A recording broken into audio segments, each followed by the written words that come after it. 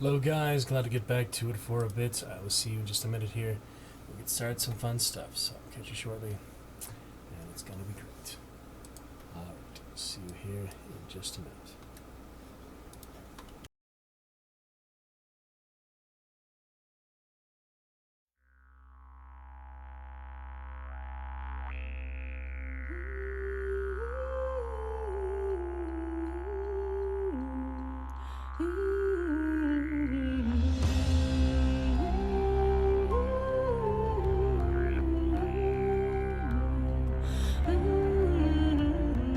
Hush, child, the darkness will rise from the deep and carry it out into sleep, child. The darkness will rise from the deep and carry it out into sleep. The sun, I'll shape your belief, and you'll always know that your father's a thief, and you won't understand the cause of your grief, but you'll always follow the voices beneath.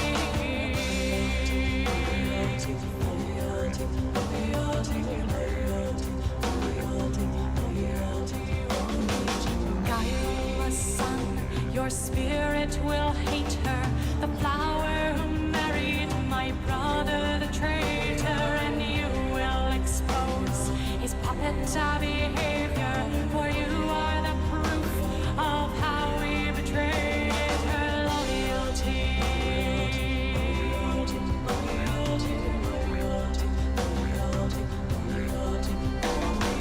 Hush, child, the darkness will rise from the deep and carry you down into sleep, child. The darkness will rise from the deep and carry you down into sleep.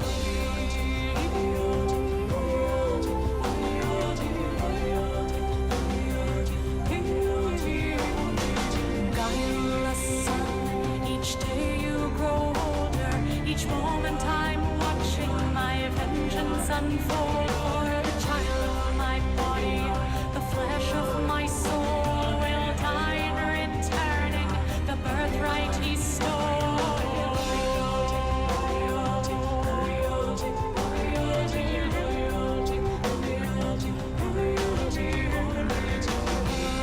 Hush, child, the darkness will rise from the deep and carry you down to sleep, child. The darkness will rise from the deep and carry you down to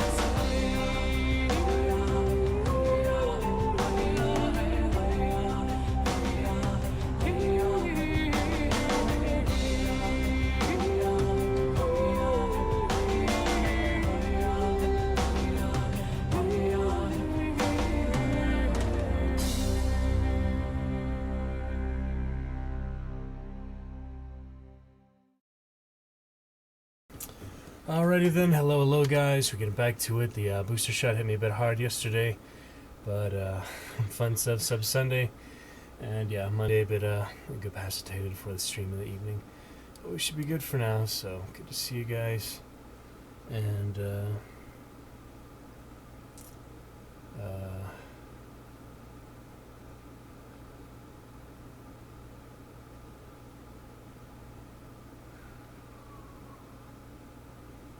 these things.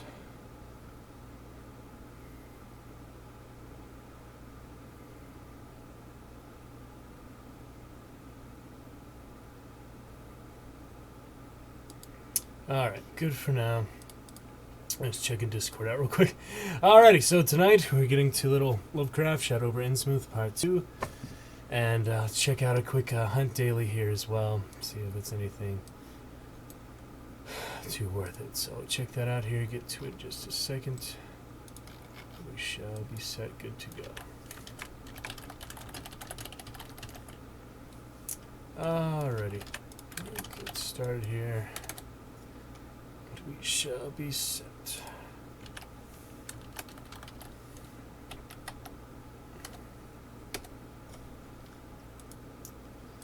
Alrighty.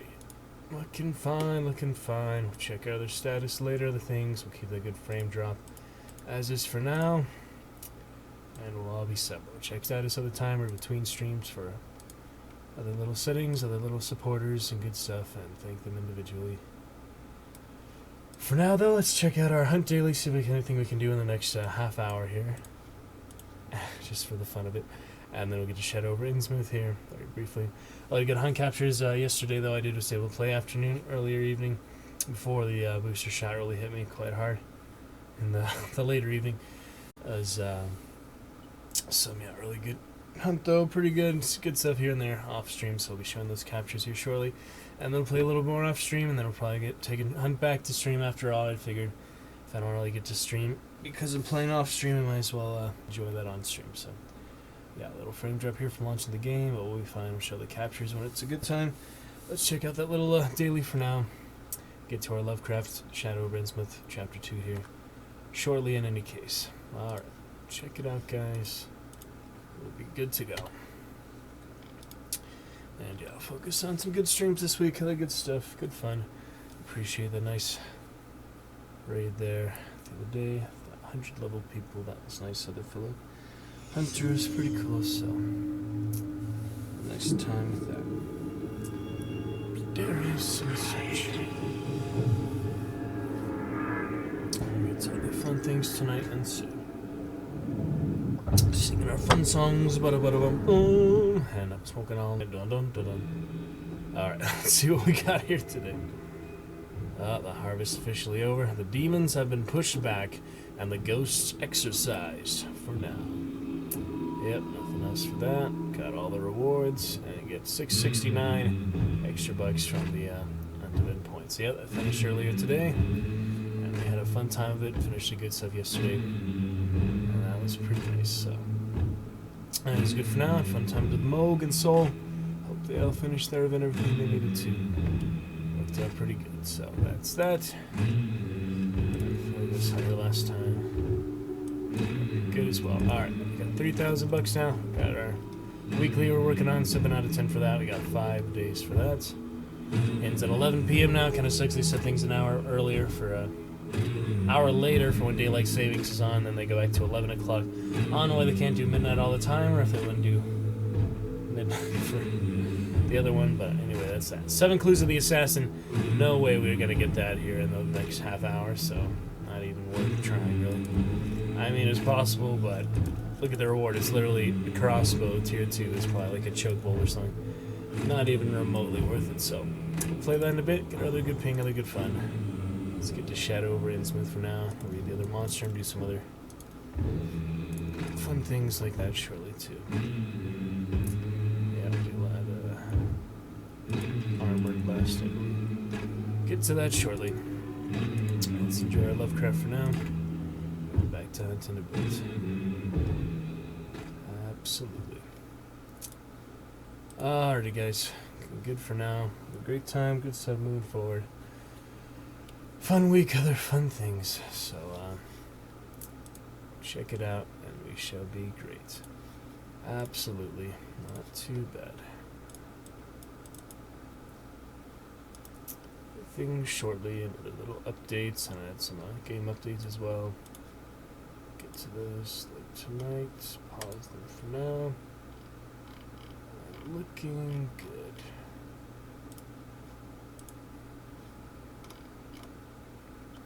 Alrighty. Carry on. Carry on. Let's enjoy some Shadow over Innsmouth. See if we get our soundtrack to work here. Hopefully. Alrighty. We go to it then. Be too loud in the background, so we'll find a good balance. And a good time, you guys. Gotta be great.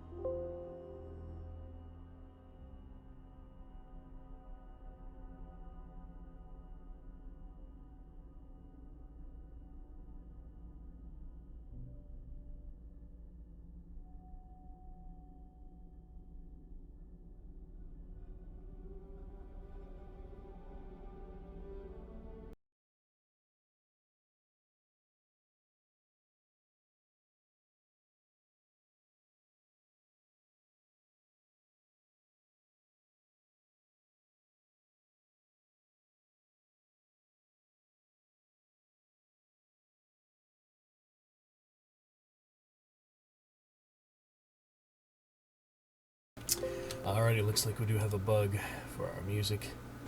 Gonna have to reconfigure that. For some reason, only the first few seconds actually are saved. That's weird. Let me see exactly where that bug's at. Trying to figure out this solution, but when you do download over an hour of music, it has more complications than shorter ones. But then again, I did a 4-minute one that seemed to have problems too, so. Strange.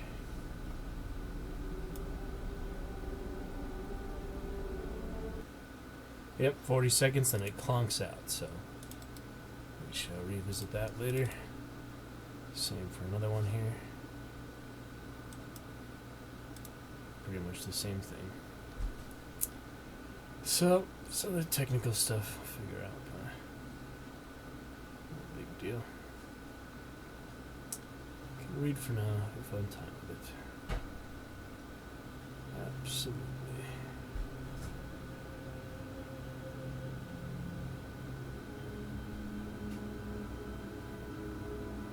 Yep, this one looking about the same. First 40 seconds, and it breaks. For reasons unbeknownst to me.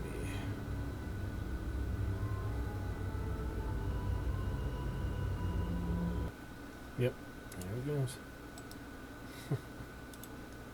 Strange.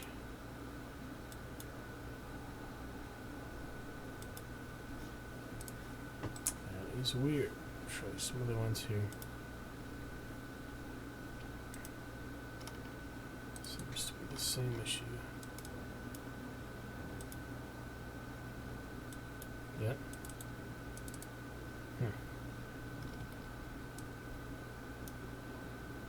Very weird.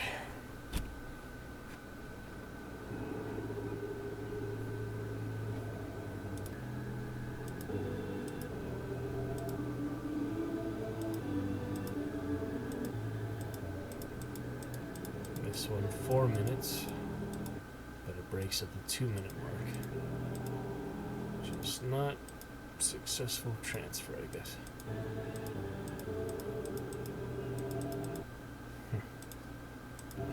Very strange. Well, other ones work, so we just have to make sure other ones do the same.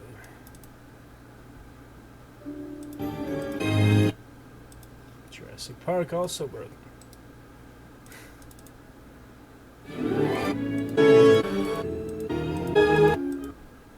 This one worked. Well, that's one we'll keep at least.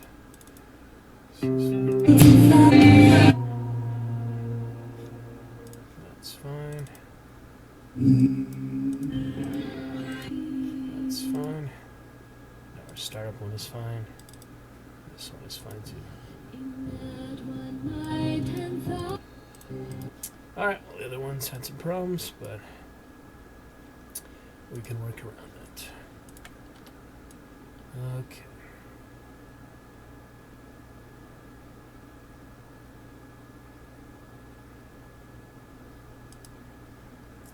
Let's carry on then, guys.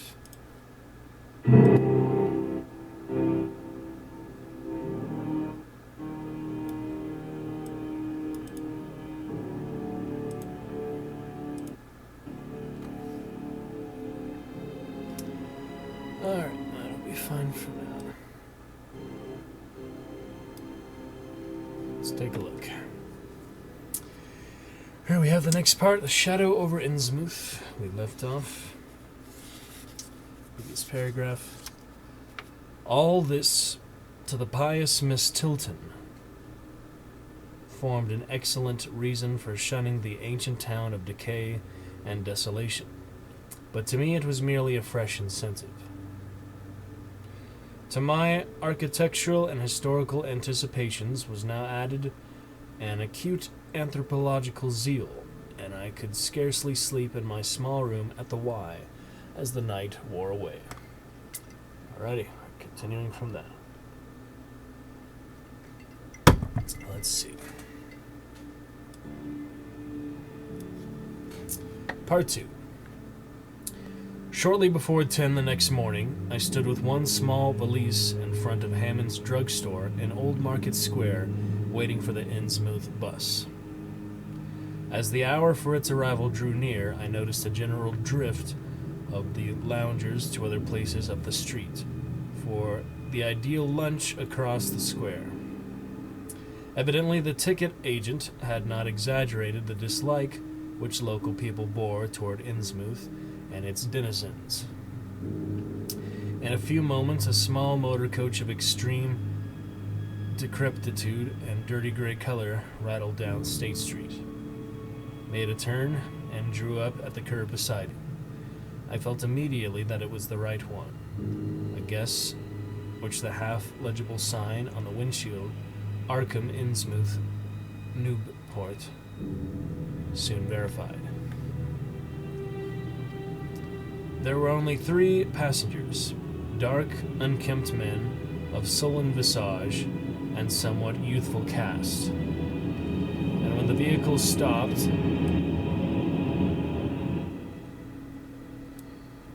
they clumsily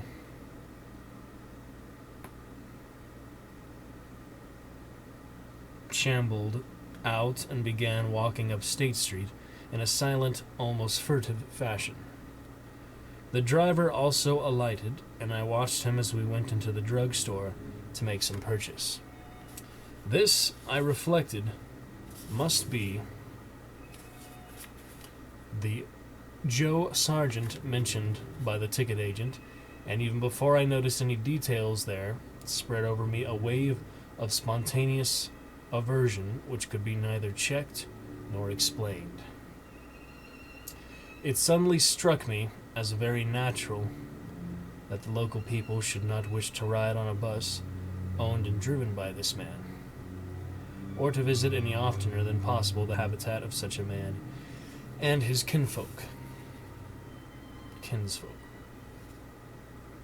When the driver came out of the store, I looked at him more carefully and tried to determine the source of my evil impression. He was a thin, stoop-shouldered man, not much under 6 feet tall, dressed in shabby blue civilian clothes and wearing a frayed golf cap. His age was perhaps 35, but the odd, deep creases in the sides of his neck made him seem older when one did not study his dull, expressionless face. He had a narrow head, bulging, watery blue eyes that seemed never to wink, a flat nose, a receding forehead and chin, and singularly underdeveloped ears. His long, thick lip and coarse-pored, grayish cheeks seemed almost beardless, except for some sparse yellow hairs that straggled and curled in irregular patches. And in places the surface seemed quite queerly irregular, as appealing from some cutaneous disease. His hands were large and heavily veined, and had a very unusual grayish-blue tinge. The fingers were strikingly short in proportion to the rest of the structure, and seemed to have a tendency to curl closely into the huge palm. As he walked toward the bus, I observed his peculiarly shambling gait and saw that his feet were inordinately immense. The more I studied them, the more I wondered how he could buy any shoes to fit them. A certain greasiness about the fellow increased my dislike. He was evidently given to working or lounging around the fish stocks, and carried with him much of their characteristic smell. Just what foreign blood was in him I could not even guess. His oddities certainly did not look Asiatic, Polynesian, Levantine, or Negroid, yet I could see why the people found him alien. I myself would have thought of biological degeneration rather than alienage. I was sorry when I saw there would be no other passengers on the bus. Somehow I did not like the idea of riding alone with this driver, but as leaving time obviously approached, I conquered my qualms and followed the man aboard, extending him a bill and murmuring the single word, Innsmouth. He looked curiously at me for a second as he returned 40 cents change without speaking. I took a seat far behind him, but on the same side of the bus, since I wished to watch the shore during the journey. At length, the decrepit vehicle started with a jerk and rattled noisily past the old brick buildings of State Street amidst a cloud of vapor from the exhaust. Glancing at the people on the sidewalks, I thought I detected in them a curious wish to avoid looking at the bus, or at least a wish to avoid seeming to look at it. Then we turned to the left into High Street, where the going was smoother, flying by stately old mansions of the early Republic and still older colonial farmhouses, passing the Lower Green and Parker River, and finally emerging into a long, monotonous stretch of open shore country. The day was warm and sunny, but the landscape of sand, sedge grass, and stunted shrubbery became more and more desolate as we proceeded. Out the window I could see the blue water and the sandy line of Plum Island, and we presently drew very near the beach as our narrow road veered off from the main highway to Rowley and Ipswich. There were no visible houses, and I could tell by the state of the road that traffic was very light hereabouts. The small weather-torn telephone poles carried only 2 wires. Now and then we crossed crude wooden bridges over tidal creeks that wound far inland and promoted the general isolation of the region. Once in a while I noticed dead stumps and crumbling foundation walls above the drifting sand, and recalled the old tradition quoted in one of the histories I had read, that this was once a fertile and thickly settled countryside. The change, it was said, came simultaneously with the Innsmouth epidemic of 1846, and was thought by simple folk to have a dark connection with hidden forces of evil. Actually, it was caused by the unwise cutting of woodlands near the shore, which robbed the soil of its best protection and opened the way for waves of wind-blown sand. At last we lost sight of Plum Island and saw the vast expanse of the open Atlantic on our left. Our narrow course began to climb steeply, and I felt a singular sense of disquiet in looking at the lonely crest ahead where the rutted roadway met the sky. It was as if the bus were about to keep on in its ascent, leaving the sane earth altogether and merging with the unknown arcana of upper air and cryptical sky. The smell of the sea took on an ominous implications, and the silent driver's bent, rigid back and narrow head became more and more hateful. As I looked at him, I saw that the back of his head was almost as hairless as his face, having only a few straggling yellow strands upon a gray, scabrous surface. Then we reached the crest and beheld the outspread valley beyond, where the Manuxet joins the sea just north of the long line of cliffs that culminate in Kingsport Head and veer off toward Cape Ann. On the far misty horizon I could just make out the dizzy profile of the head, topped by the queer, ancient house of which so many legends are told. But for the moment all my attention was captured by the near panorama just below me. I realized, come face to face with rumor-shadowed Innsmouth. It was a town of wide extent and dense construction, yet one with a portentous dearth of visible life. From the tangle of chimney pots, Scarcely a wisp of smoke came, and the 3 tall steeples loomed stark and unpainted against the seaward horizon. One of them was crumbling down at the top, and in that and another there were only black gaping holes where clock dials should have been. The vast huddle of sagging gambrel roofs and peaked gables conveyed with offensive clearness the idea of wormy decay. And as we approached along the now descending road, I could see that the many roofs had wholly caved in. There were some large, square Georgian houses, too, with hipped roofs, cupolas, and railed windows walks. There were mostly well back from the water. These were mostly well back from the water, and 1 or 2 seemed to be in moderately sound condition. Stretching inland from among them, I saw the rusted, grass-grown line of the abandoned railway, with leaning telegraph poles, now devoid of wires, and the half-obscured lines of the old carriage roads to Rowley and Ipswich.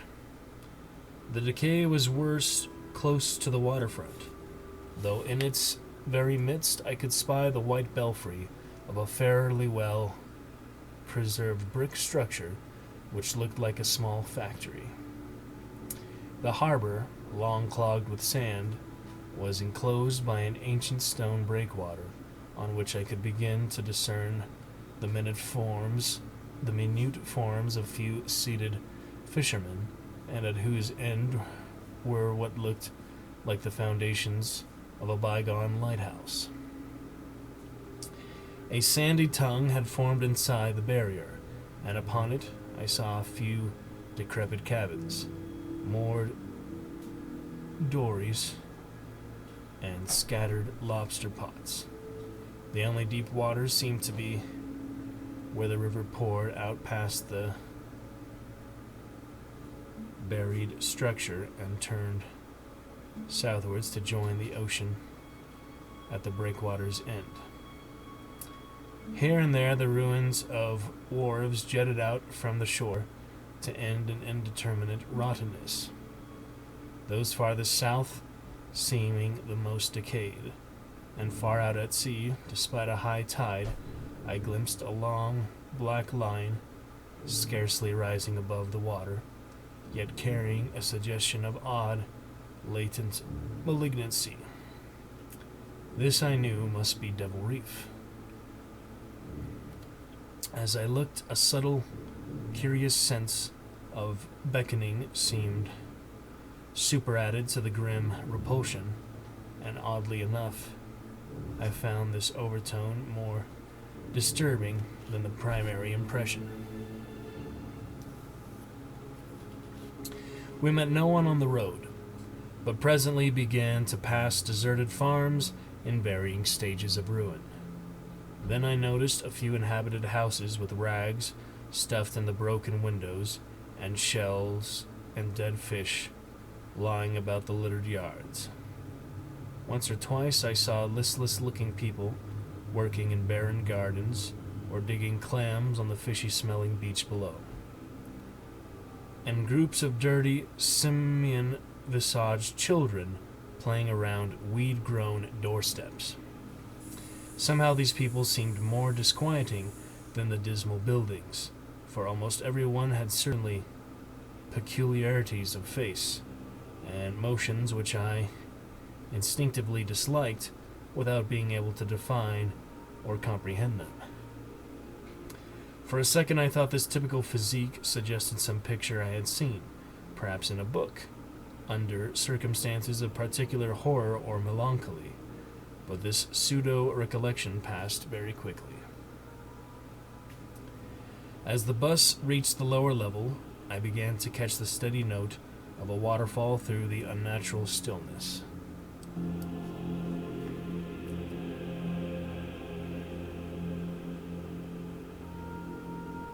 The leaning, unpainted houses grew thicker, lined both sides of the road and displayed more urban tendencies than did those we were leaving behind.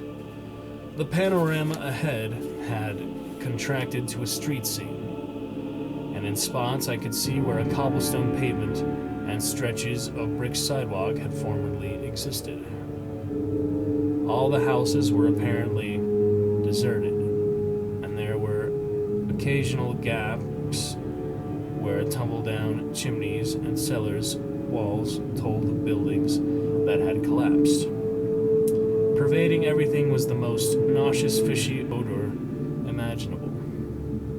Soon, cross streets and junctions began to appear, those on the left leading to shoreward realms of unpaved squalor and decay, while those on the right shewed vistas of departed grandeur. So far I had seen no people in the town, but there now came signs of a sparse habitation. Curtained windows here and there, and an occasional battered motor car at the curb. Pavement and sidewalks were increasingly well defined, and though most of the houses were quite old, wooden and brick structures of the early 19th century, they were obviously kept fit for habitation.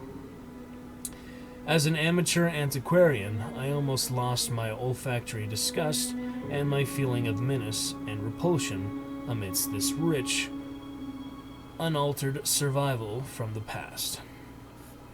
But I was not to reach my destination without one very strong impression of poignantly disagreeable quality. The bus had come to a sort of open concourse or radial point with churches on two sides and the bedraggled remains of a circular green in the center. And I was looking at a large pillared hall on the right-hand junction ahead. The structure's once white paint was now gray and peeling, and the black and gold sign on the pediment was so faded that I could only with difficulty make out the words Esoteric Order of Dagon. This, then, was the former Masonic Hall, now given over to a degraded cult. As I strained to decipher this inscription, my notice was distracted by the raucous tones of a cracked bell across the street, and I quickly turned to look out the window on my side of the coach. The sound came from a squat, towered stone church of manifestly later date than most of the houses, built in a clumsy Gothic fashion and having a disproportionately high basement with shuttered windows. Though the hands of its clock were missing on the side I glimpsed, I knew that those hoarse strokes were tolling the hour of 11. Then suddenly, all thoughts of time were blotted out by an onrushing image of sharp intensity and unaccountable horror which had seized me before I knew what it really was. The door of the church basement was open, revealing a rectangle of blackness inside, and as I looked, a certain object crossed, or seemed to cross, that dark rectangle, burning into my brain a momentary conception of nightmare, which was all the more maddening because analysis could not shew a single nightmarish quality in it. It was a living object, the first except the driver that I had seen since entering the compact part of the town, and had I been in a steadier mood, I would have found nothing whatever of terror in it. Clearly, as I realized a moment later, it was the pastor, clad in some peculiar vestments, doubtless introduced since the Order of Dagon had modified the ritual of the local churches. The thing which had probably caught my first subconscious glance and supplied the touch of bizarre horror was the tall tiara he wore, an almost exact duplicate of the one Miss Tilton had shown me the previous evening. This, acting on my imagination, had supplied namelessly sinister qualities to the indeterminate face and robed, shambling form beneath it. There was not, I soon decided, any reason why I should have felt that shuddering touch of evil pseudo-memory. Was it not natural that a local mystery cult should adopt among its regiments an unique type of headdress made familiar to the community in some strange way, perhaps as treasure trove? A very thin sprinkling of repellent-looking youngish people now became visible on the sidewalks, lone individuals and silent knots of 2 or 3. The lower floors of the crumbling houses sometimes harbored small shops with dingy signs, and I noticed a parked truck or 2 as we rattled along. The sound of waterfalls became more and more distinct, and presently I saw a fairly deep river gorge ahead, spanned by a wide, iron-railed highway bridge beyond which a large square opened out.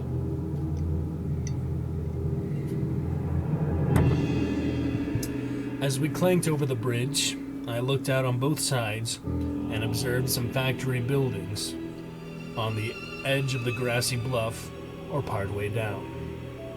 The water far below was very abundant, and I could see 2 vigorous sets of falls upstream on my right and at least 1 downstream on my left. From this point, the noise was quite deafening. Then we rolled into the large semicircular square across the river and drew up on the right-hand side in front of a tall cupola-crowned building with remnants of yellow paint and with a half-effaced sign proclaiming it to be the Gilman House. I was glad to get out of that bus, and at once proceeded to check my valise in the shabby hotel lobby.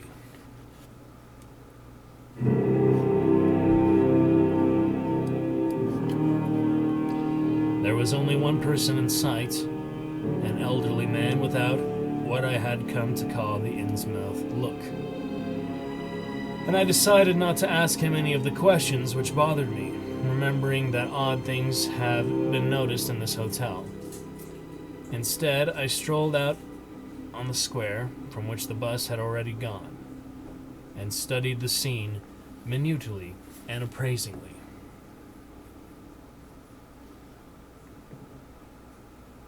Very.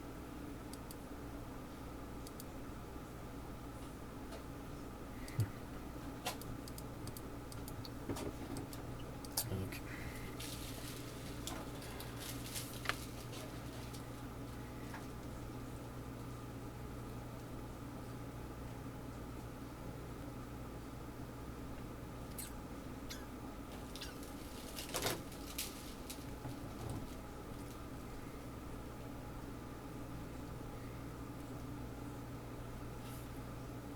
Yeah, minutely and appraisingly. Okay. One side of the cobblestone open space was the straight line of the river. The other was a semicircle of slant-roofed brick buildings of about the 1800 period, from which several streets radiated away to the southeast, south, and southwest. Lamps were depressingly few and small, all low-powered incandescents, and I was glad that my plans called for departure before dark, even though I knew the moon would be bright.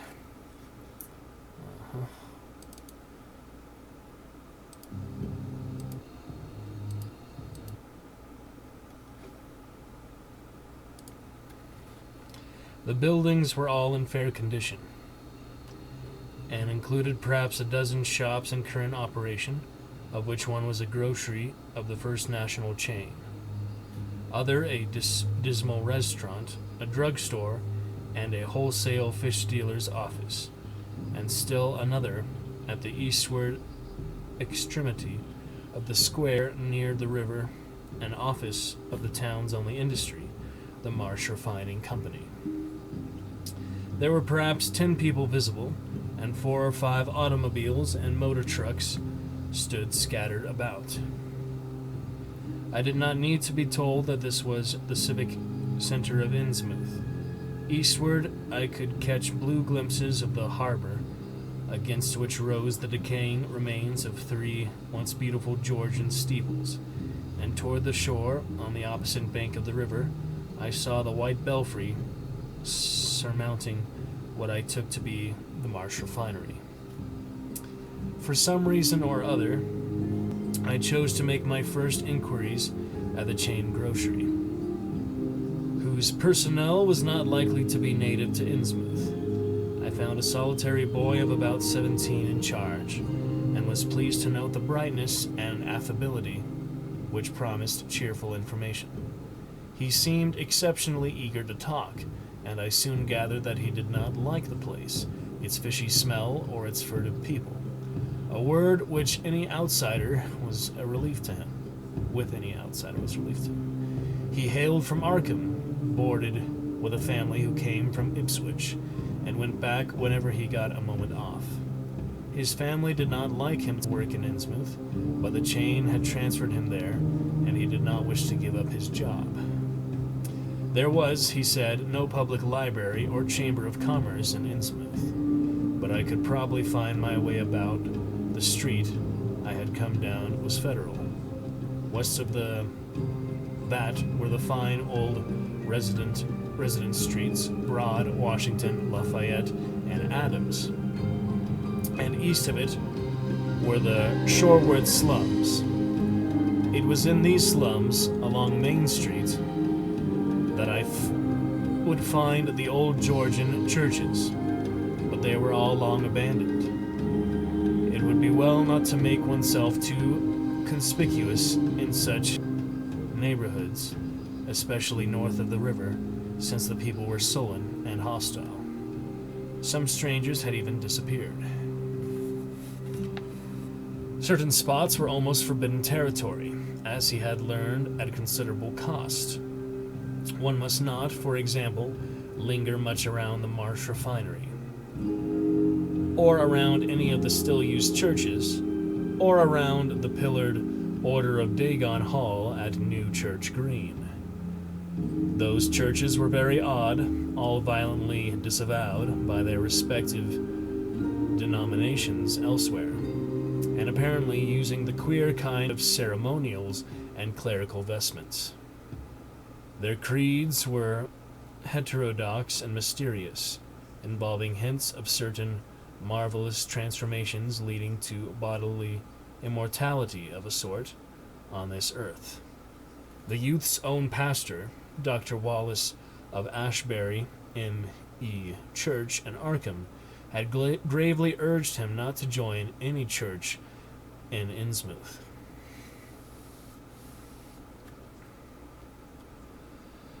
As for the Innsmouth people, the youth hardly knew what to make of them. They were as furtive and seldom seen as animals that live in burrows, and one could hardly imagine how they passed the time apart from their desultory fishing. Perhaps, judging from the quantities of bootleg liquor they consumed, they lay for most of the daylight hours in an alcoholic stupor. They seemed sullenly banded together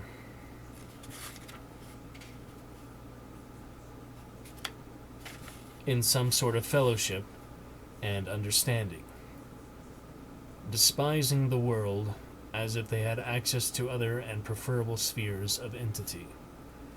Their appearance, especially those staring, unwinking eyes which one never saw shut, was certainly shocking enough, and their voices were disgusting. It was awful to hear them chanting in their churches at night, and especially during the main festivals or revivals, which fell twice a year on April 30th and October 31st. How about that? Halloween. Okay.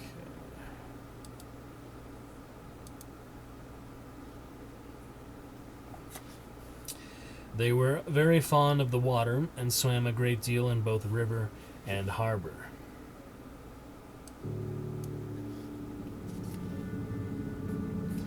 Swimming races out to Devil Reef were very common, and everyone in sight seemed well able to share in this arduous sport. When one came to think of it, it was generally only rather young people who who were seen about in public, and of these the oldest were apt to be the most tainted looking. When exceptions did occur, they were mostly persons with no trace of aberrancy, like the old clerk at the hotel.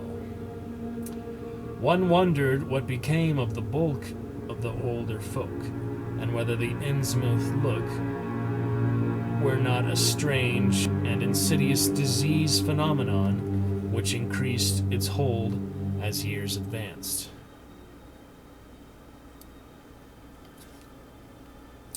Only a very rare affliction, of course, could bring about such vast and radical anatomical changes in a single individual after maturity, changes involving osseous factors as basic as the shape of the skull. But then, even this aspect was no more baffling and unheard of than the visible features of the malady as a whole. It would be hard, the youth implied, to form any real conclusions regarding such a matter, since one never came to know the natives personally, no matter how long one might live in Innsmouth. The youth was certain that many specimens, even worse than the worst visible ones, were kept locked indoors in some places. People sometimes heard the queerest kind of sounds. The tottering waterfront hovels north of the river were reputedly connected by hidden tunnels, being thus a veritable warren of unseen abnormalities. What kind of foreign blood, if any, these beings had was impossible to tell. They sometimes kept certain, especially repulsive characters out of sight when government agents and others from the outside world came to town. It would be of no use, my informant said, to ask the natives anything about this place. The only one who would talk was a very aged but normal-looking man who lived at the poorhouse on the north rim of the town and spent his time walking about or lounging around the fire station.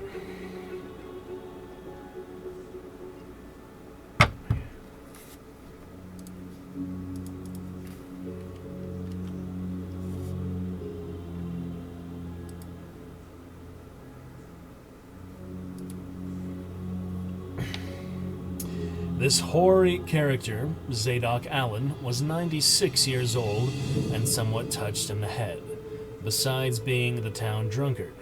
He was a strange, furtive creature who constantly looked over his shoulder as if afraid of something, and when sober could not be persuaded to talk at all with strangers.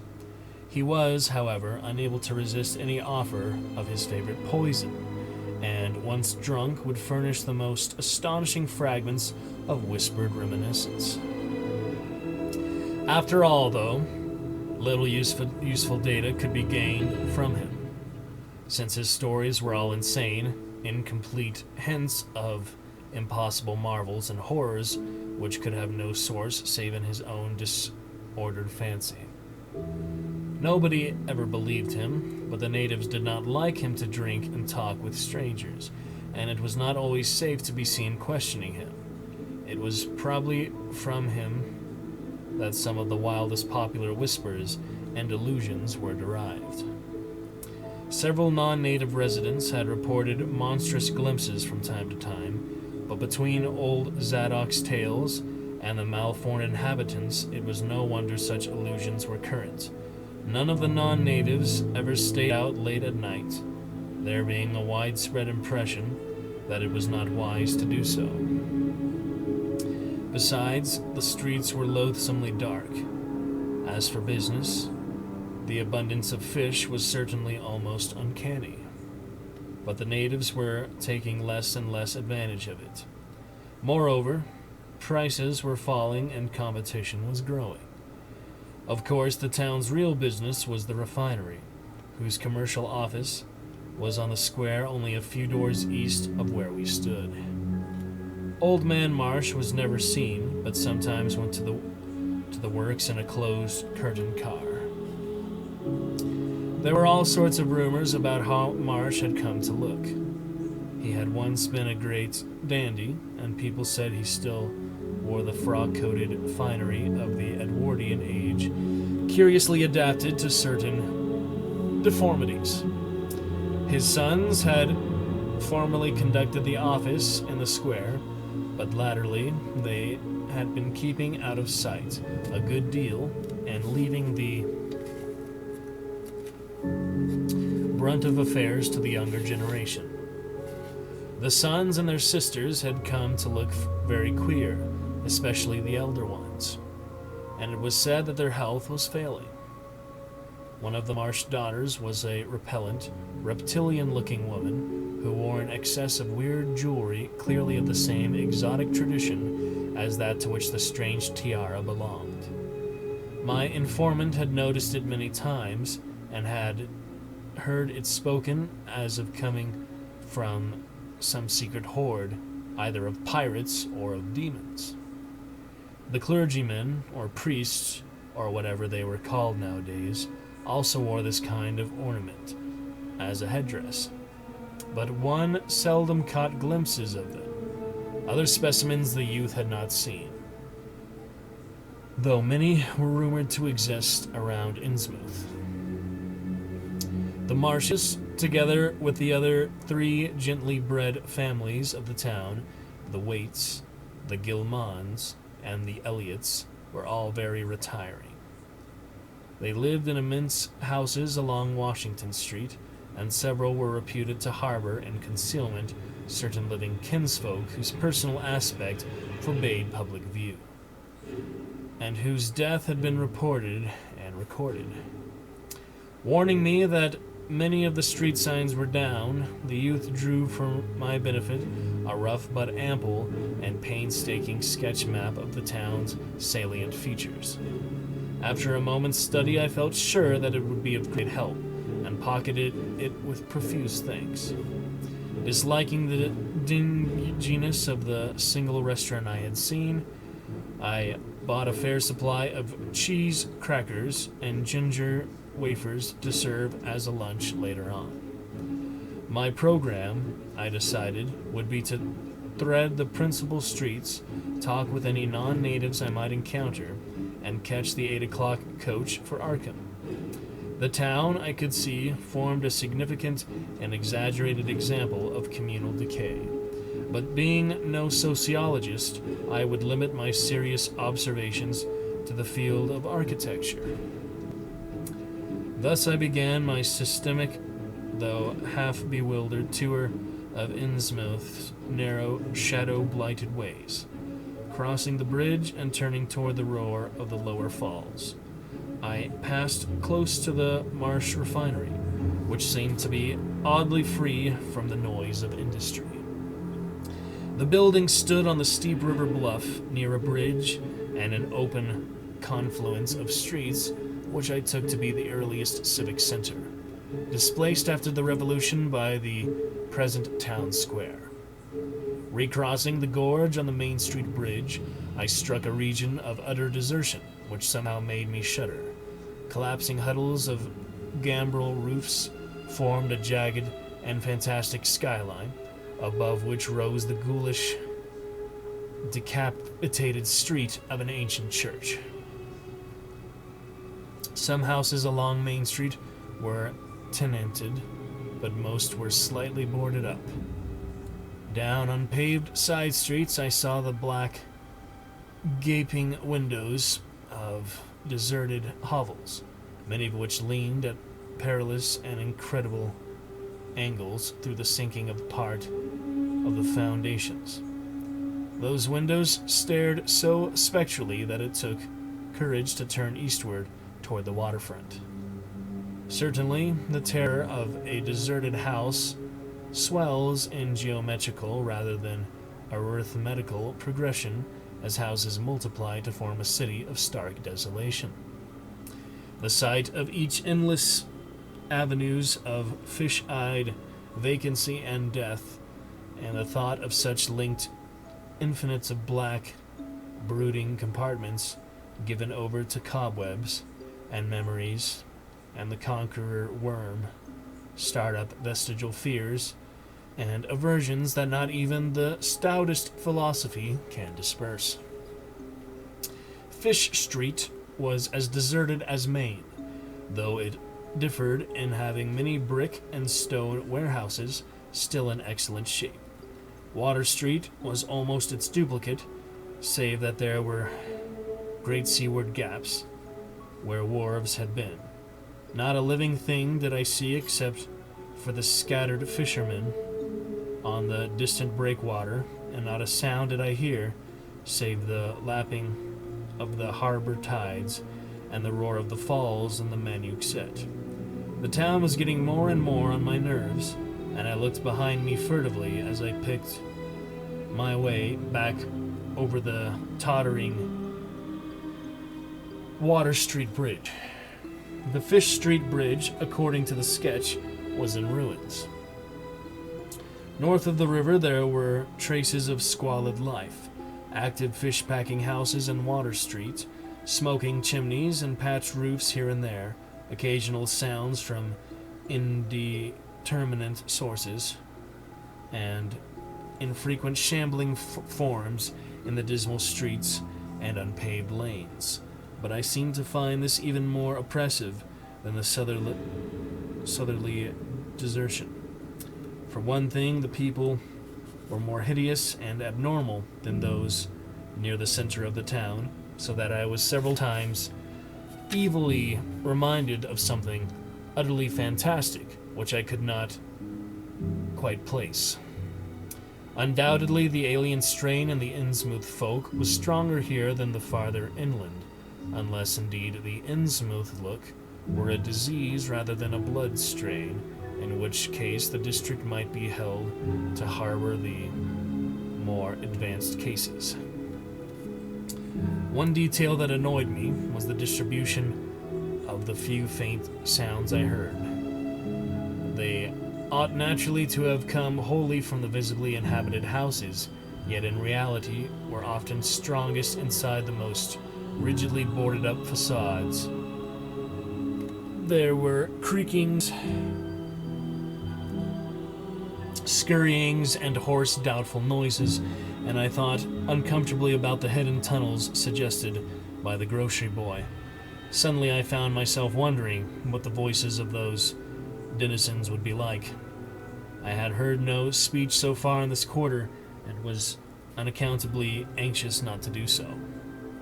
Pausing only long enough to look at two fine but ruinous old churches at Main and Church Streets, I hastened out of that vile waterfront slum.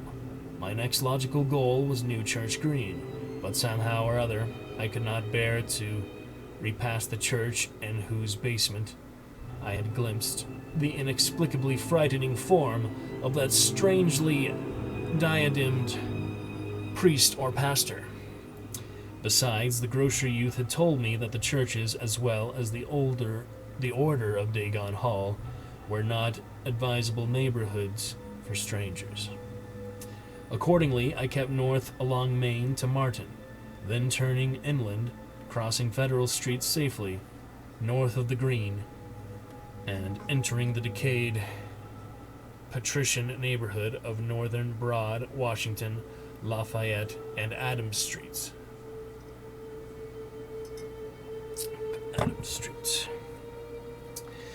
Though these stately old avenues were ill-surfaced and unkempt, their elm-shaded dignity had not entirely departed.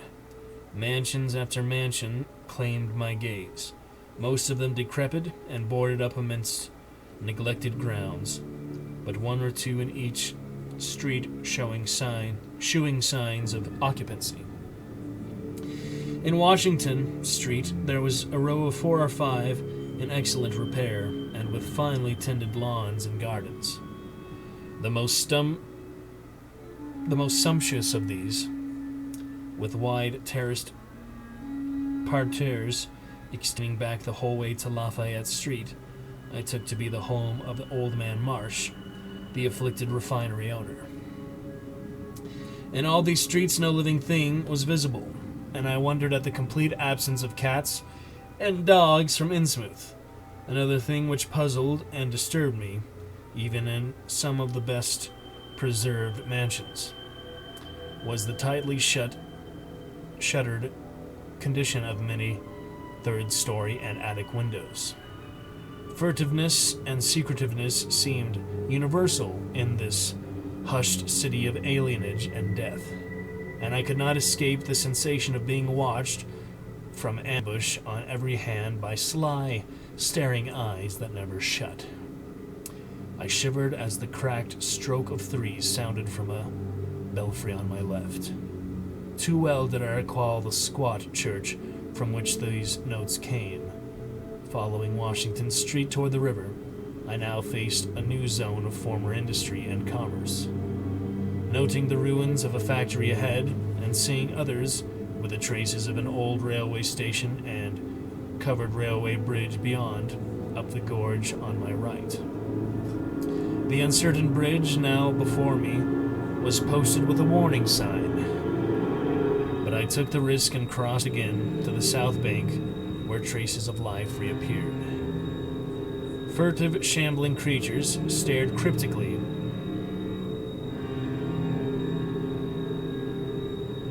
in my direction, and more normal faces eyed me coldly and curiously.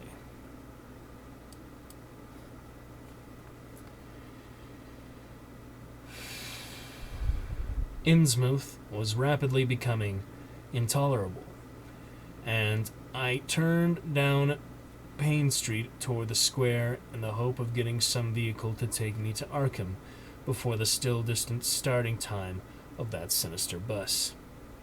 It was then that I saw the tumble-down fire station on my left and noticed the red-faced, bushy-bearded, watery-eyed old man in nondescript rags who sat on a bench in front of it, talking with a pair of unkempt but not abnormal-looking firemen. This, of course, must be Zodak Allen, the half-crazed, licorice non-agenarian whose tales of old Innsmouth and its shadow were so hideous and incredible. Alright guys, hope you enjoyed that. That was part 2 of The Shadow over Innsmouth by Lovecraft. We'll get to part 3 next Horror Tuesday in a week's time.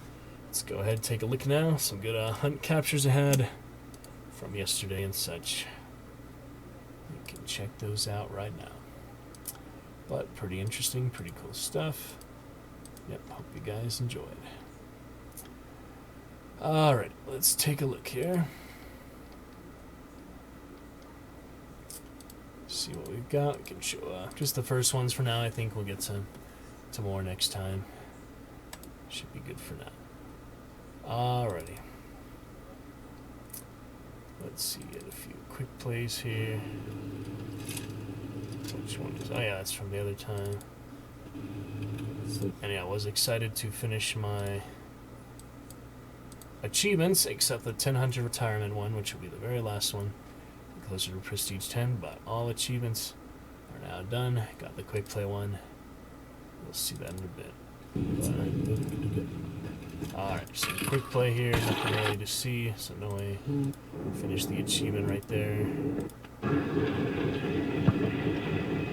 On this rift, actually. So we got that, good to go, sealed and secured. That is done. And I go into a fun solo bounty here. We'll show a bit of this at least. And we'll get some more soon. I want to maybe just do a quick solo round for tonight. And then we'll show all these captures here next time. But let's see a little bit of this fun solo round here. It's pretty good fun. So, go for my butcher bounty that I need for weekly. Do Forked River. Get a lot of fire and such. Burn it up. I do see that it's red here. Start the compound. Difficult to be sneaky, but do what I can. Let's see what happens here. Right here with the butcher.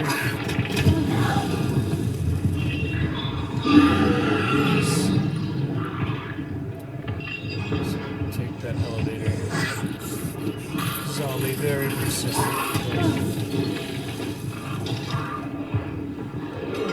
Wait a minute. There, zombies.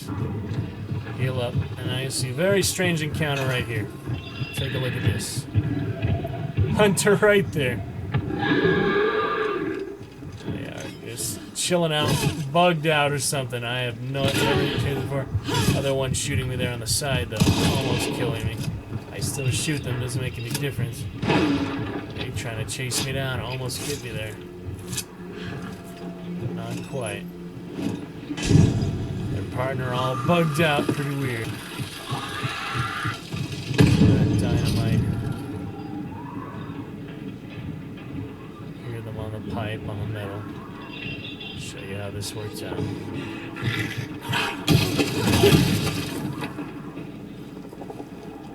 Got my dynamite here. Show you how this worked out. Pretty funny. So I dynamite where their partner was before, the bugged out one, after that little desync there. And, show you how this works out. Toss that right in there, next to the other bugged out partner. Does get the bugged out partner. Explosives worked at least, despite all the other damage I'm trying to do on them. Still got the other one though. Show you how that works out here. Fun encounters, crazy stuff. Got another spider bounty. Not worried about. Yeah, your body there. Being shot at by. Oh, they got you behind me there.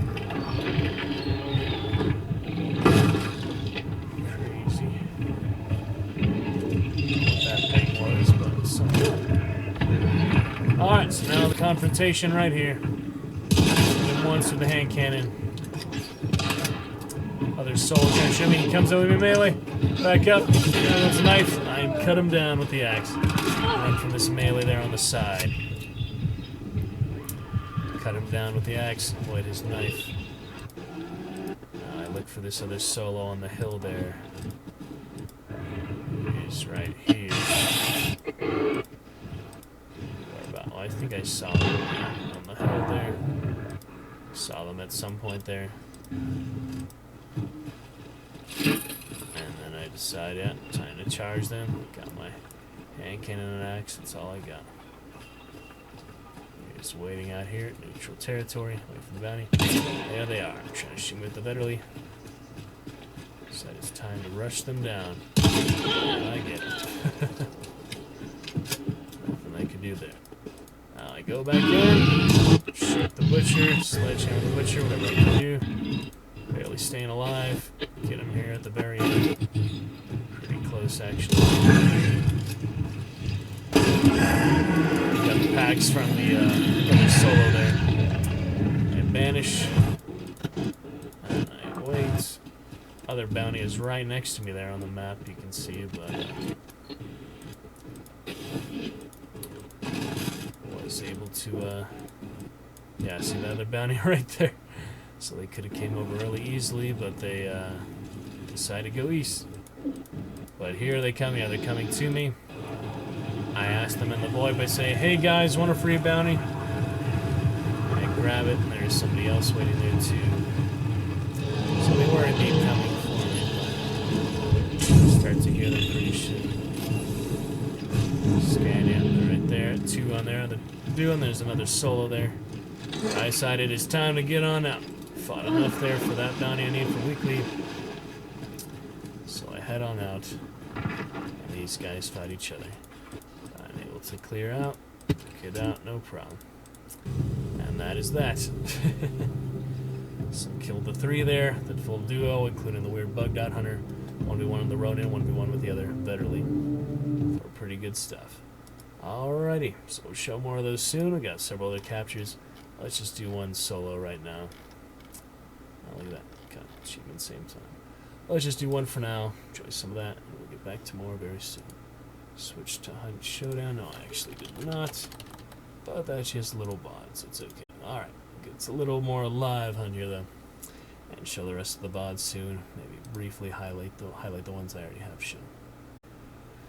And that will be fine. That will be great. We'll check it out.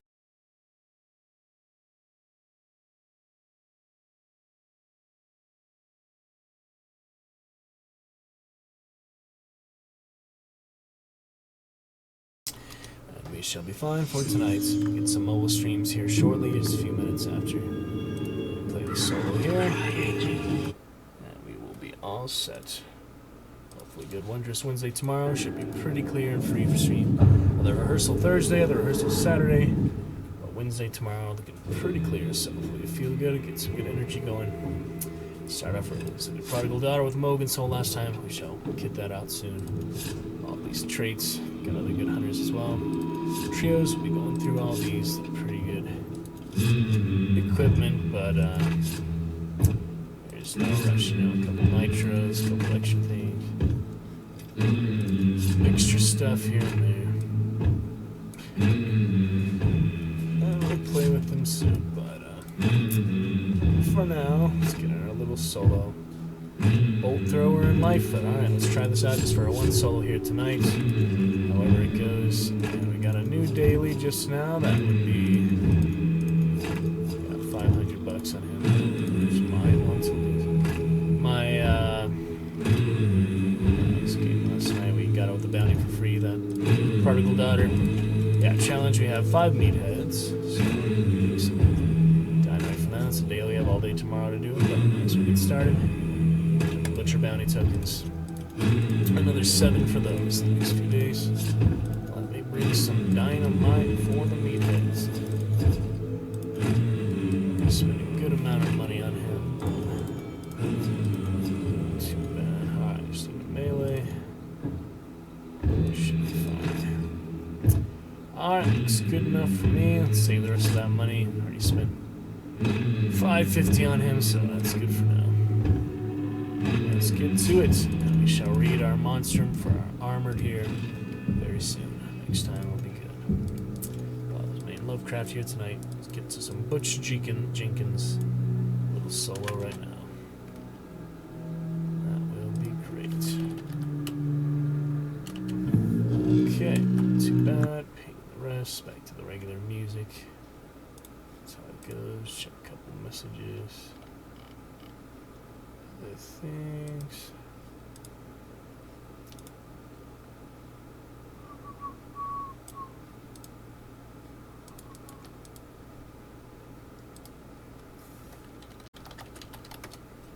Tiny Toons.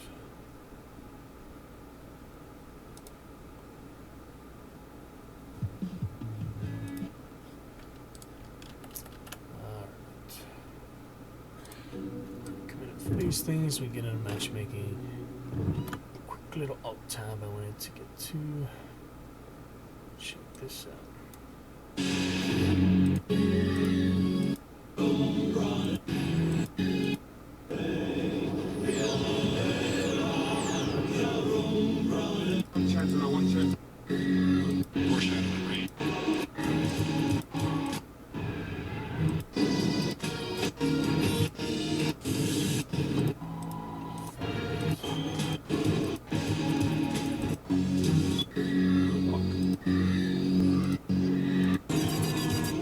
Down the match. Take a quick second here.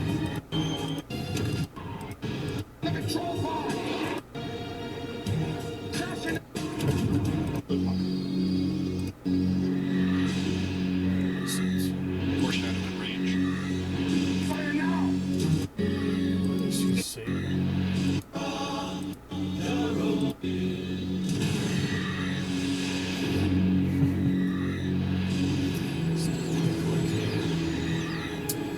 From Lex.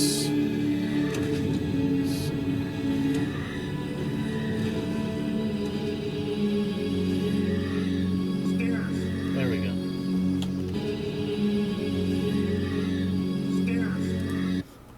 Got it. Okay, looking good.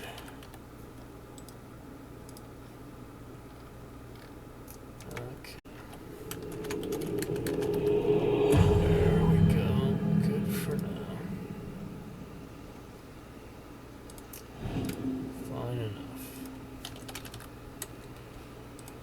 Alright, let's see how this goes. And we got a butcher, so yeah, going straight to that. See what we can do. It ping a little rough on stream. Trying to take it to off stream, a little better time of that, but still fun to play. So we'll see. Could be a meathead in here. Of course. Crossbow him, but I think they could have been pretty dynamite for him, so.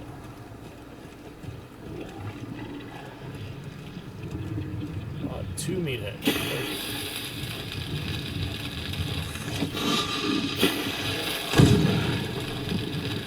Perfect. That works out. So, very nice. Head straight north here. Check if we did have any traits. Doesn't seem like it.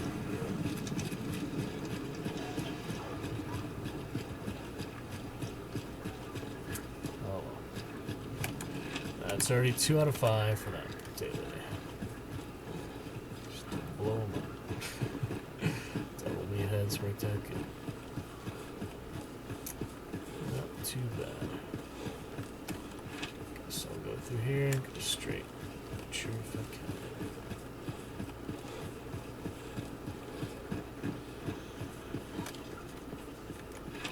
Lightfoot stuff.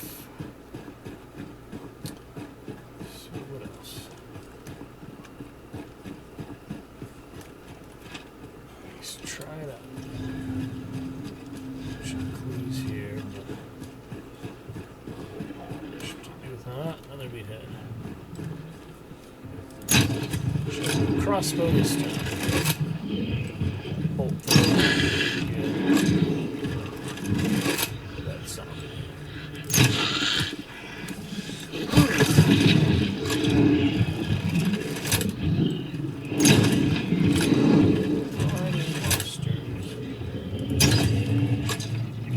The melee killed him, but that's not going to work out.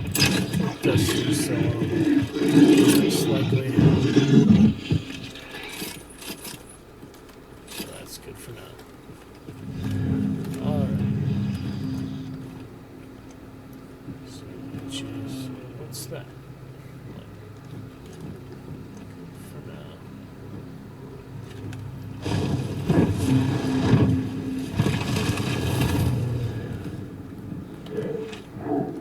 Too long.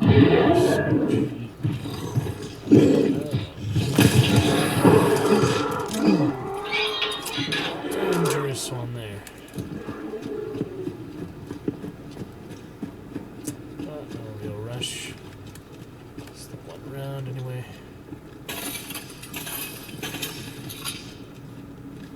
Could have just jumped out, not get hit by him. That's right. Big deal. Got any health around here? Doesn't seem like it.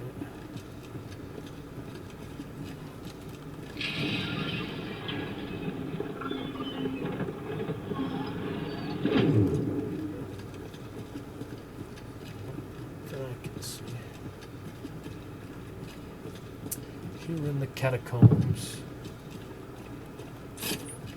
It's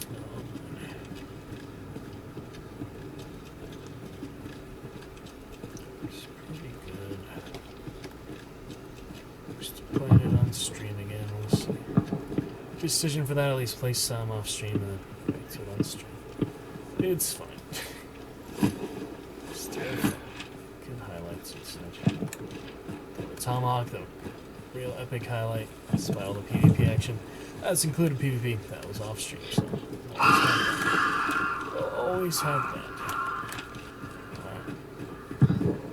Way it is. Those birds are weird, you see that? Sometimes they just not trigger. Interesting. Yep, Lockbait is the closest. Nasty clue positioning. I don't need assassin.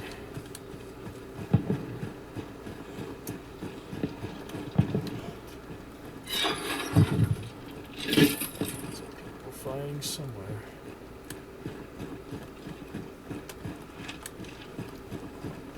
nasty solo. Get shot from out of nowhere. Experience.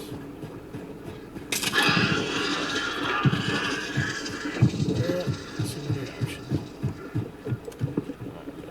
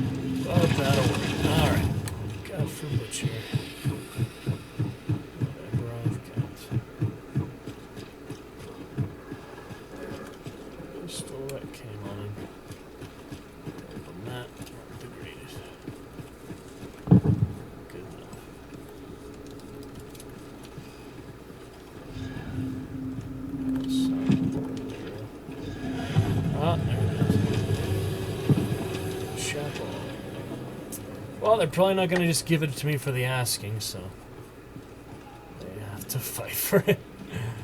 Yeah, I don't think they'll just give it to me. Not really how it works. I'm afraid.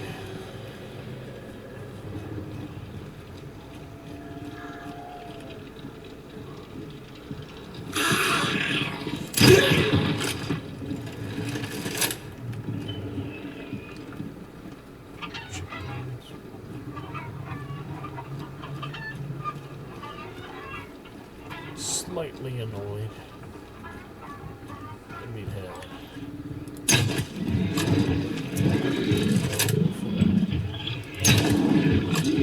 Fun to do. Gotta get the heavy melee around. Take some searching. Prioritize butcher.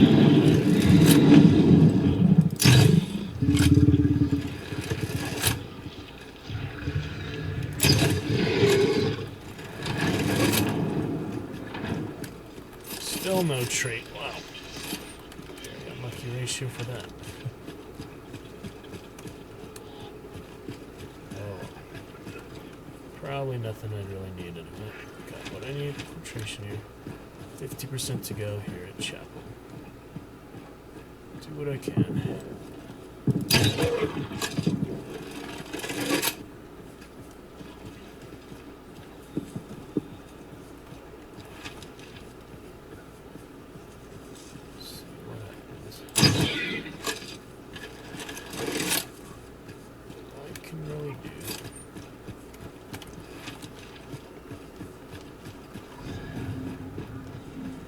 Time to infiltrate. Not much time at all.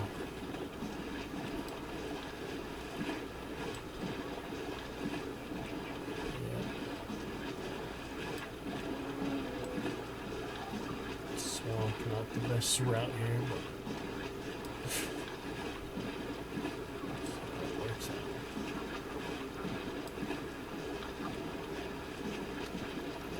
So back underground.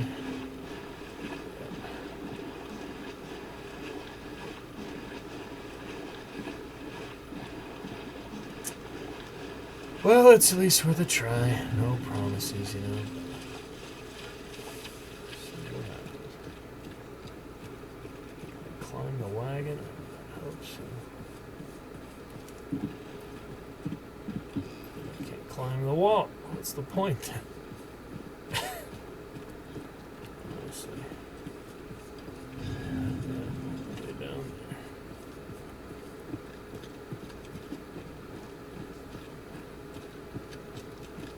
Got nothing to be done about it. Nothing to be done.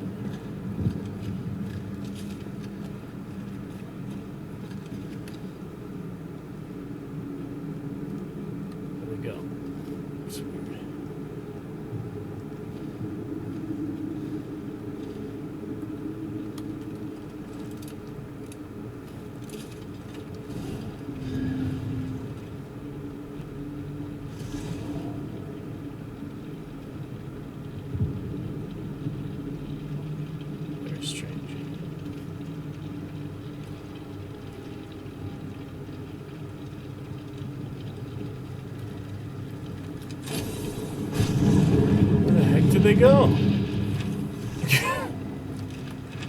need to extract, so. This is weird. Very unusual. Might have gone the other boundary.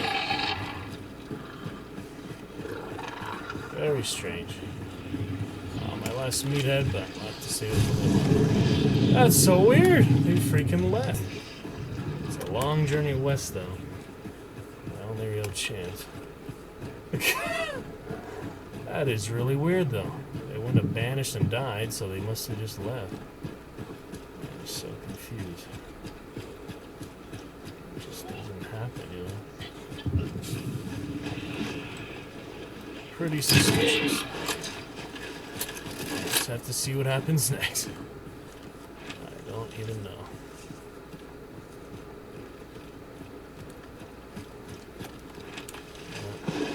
Very long journey west.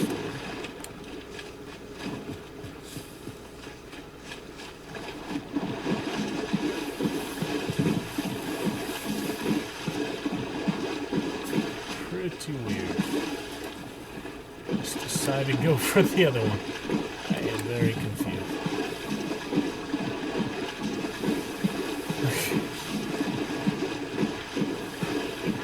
Birds, ducks. There we go.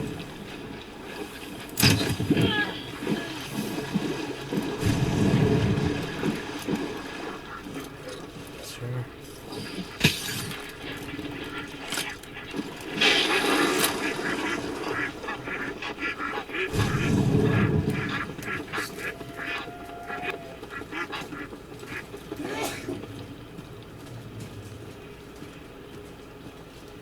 See that.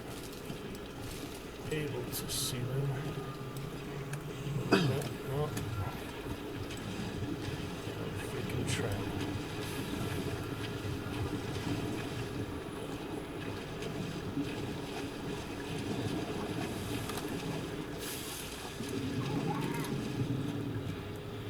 So confusing here. Just have a lot of ground to cover, so probably have to put them down. Just to have a chance.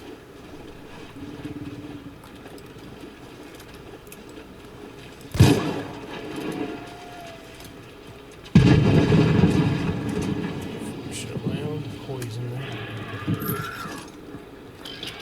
So confusing. Still not worth it. It's a bad idea after all. Extra health, can't heal while poisoned, so poison bomb them too good.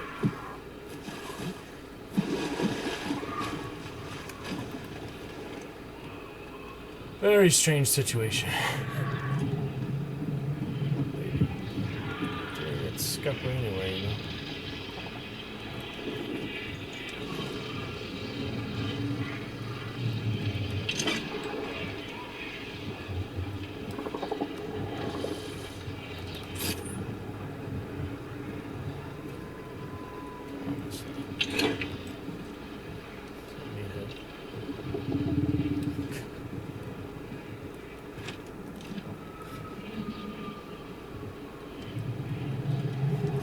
Very strange.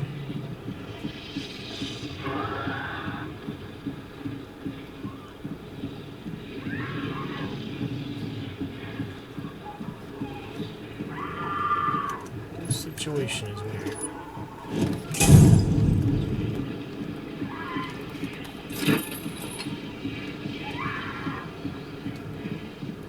I do want to head west, though. If I get the chance. Scan, so use that up pretty quick.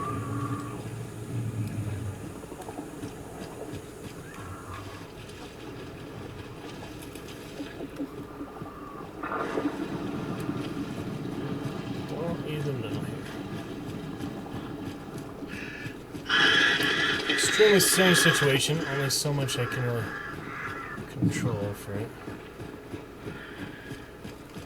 Do what I can, you know.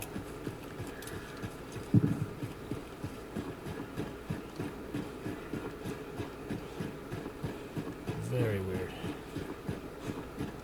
rest plays out. See what other bounty's doing all the way down there. Stand put.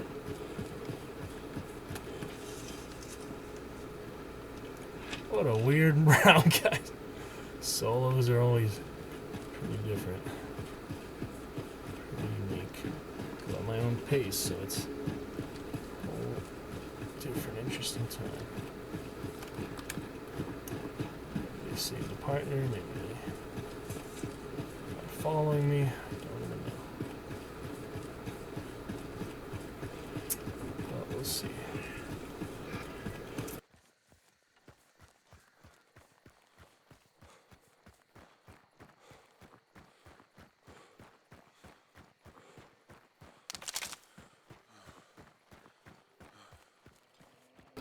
Alright, still not out of the woods here yet. No idea what is going on. Just wanted a free bounty for them. They could just take that. Didn't need to try to intercept me there, but who knows? It could have been the team that vanished. They decided to go somewhere else altogether. Could have just been a random team that was all the way at Sky. Doesn't make sense.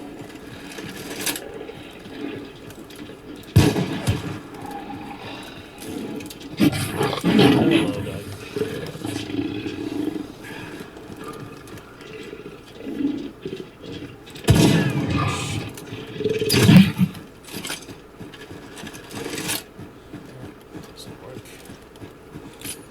Pretty weird, you know, on stream and off stream. Some interesting adventures.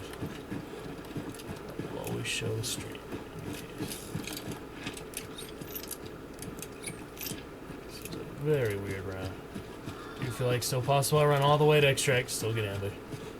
Using all my sight things, so. Guy hiding behind the house, sort of. Pretty weird, guys. All they would need is stamina shots to definitely catch up to me, too, so. I really don't know. Leave these zombies alive. A little bit of deterrence. Such a weird time of it. I'd really not be surprised I still get ambushed here, so won't be disappointed if it happens. Get this out. So the guy's trading there. Trading diamonds. Well, let's see how this works out at extract. Let's see. It is here. My boat. Surprise, people like to intercept bounties. Hunters over getting a free bounty. Just the way people like to play. Where is this thing? There it is. Alright, well, we'll see here. Ridiculous as it is. Just trying to get my weekly hits. Insane sort of thing. Guy's not at the freaking vanished bounty. It's so weird.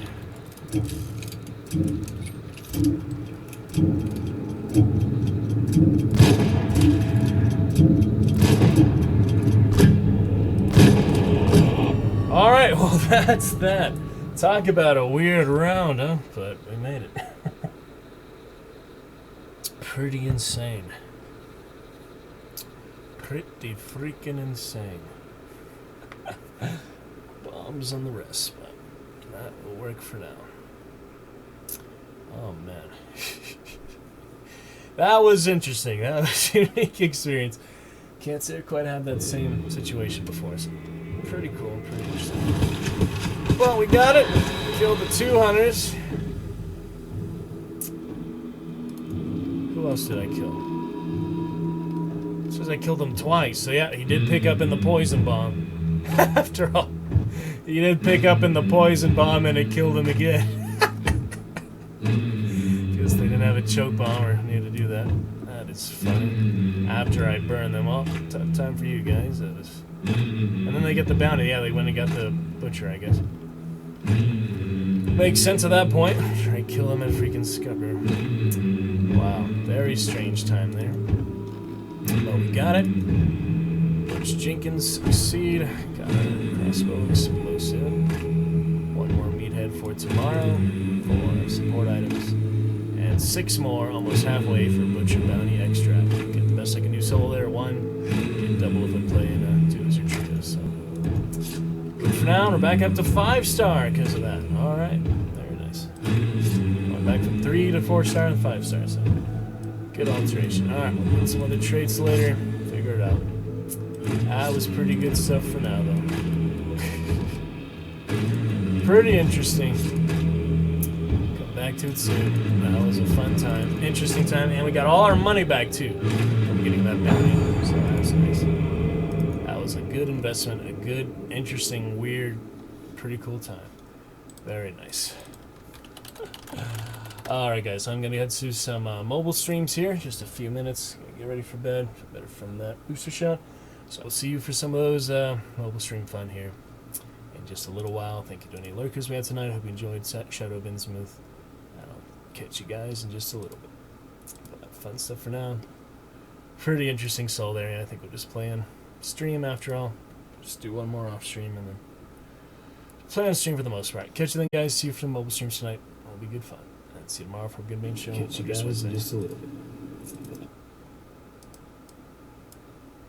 So for now, pretty interesting soul there. I think we'll just play on stream after all. Just do one more off stream and then play on stream for the most part. Catch you then guys. See you for the mobile streams tonight. It'll be good fun. And see you tomorrow for a good main show. Catch you guys in just a little bit.